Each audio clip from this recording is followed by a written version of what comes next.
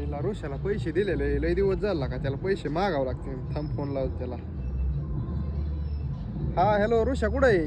हाय गावात आहे गावात. अरे का तेवढे पैसे दिले का तुला दिलेले? बऱ्याच दिवस झाला का मला लागत होती. हा देतो ना, काय पळून चाललो काय? आत्ता नाही तर. आत्ता नाहीत का?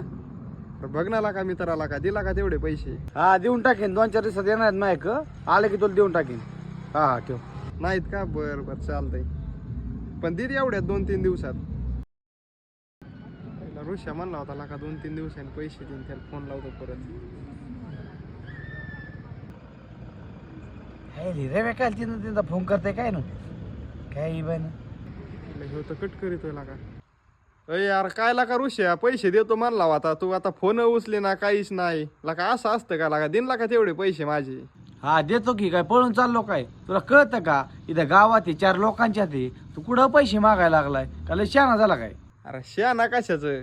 तो मला ह्याच 4 लोकांच्यात पैसे मागितले होते ना. मग तुला उसने पैसे मागताना लाज नाही वाटली? मग मी माझ्या हक्काचे पैसे मागायला मी का लाजू मग?